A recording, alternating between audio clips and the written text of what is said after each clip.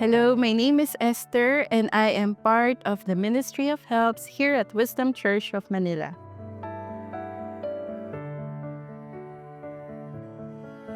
It all started this year, 2025, when I started seeking the Lord sa next season ng life ko. I asked Him, what's next? What's next sa career? Saan niya ako gustong pumunta? One thing na we did here at Wisdom Church of Manila, if you could remember, yung 5 nights of prayer and fasting.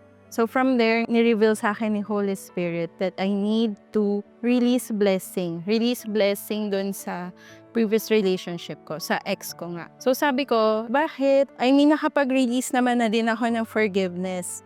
Isang instruction na sinabi niya sa akin is to speak blessing. Ako, hesitant pa ako to obey.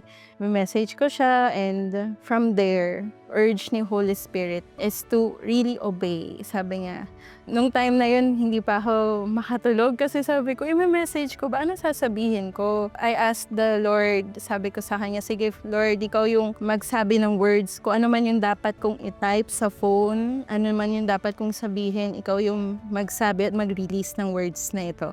I started messaging him. I started yung sa text na nakalagay na asking for forgiveness. And at the same time, sa dulo ng text, nag-release ako ng blessing sa kanya.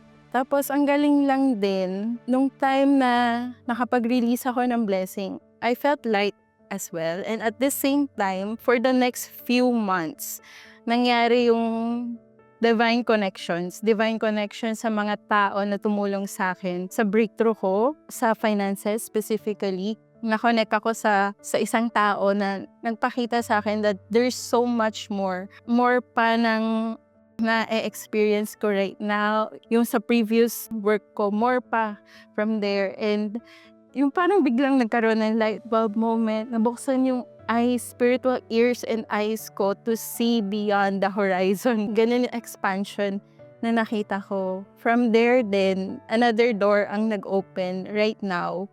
Another opportunity for me to have another job. Ang galing lang din kasi I know it's the Lord's hand, it's the Lord's ways, na once na nag-obey ka sa Kanya na parang alam mo, it doesn't make sense talaga kasi nagawa ko naman na makapag-forgive.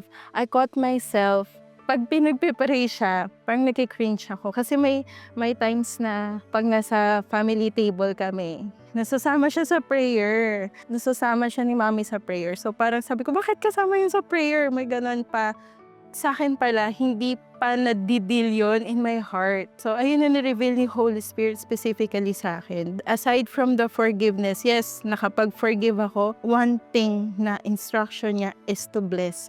Speak blessing. And from there, yun pala yung magbubukas ng pintuan for me, for my family, is because of yung makapag-speak ng blessing. Yun lang pala yun, diba? Kailan pala yun hintay ni Lord na gawin ko. And thank you, Lord, sa wisdom. And pinanghawakan ko yung Bible verse sa Isaiah 11 verse 2.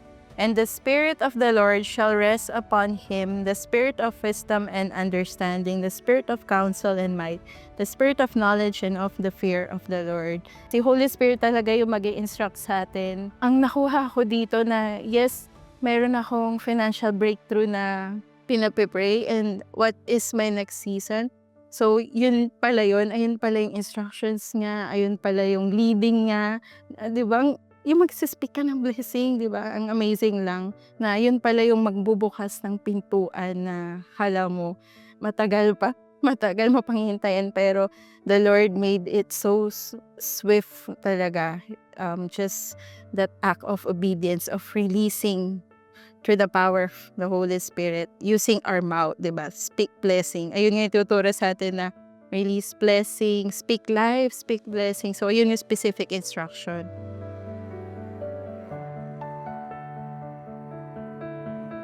I'm inviting you all to attend here at Wisdom Church of Manila, 2 p.m.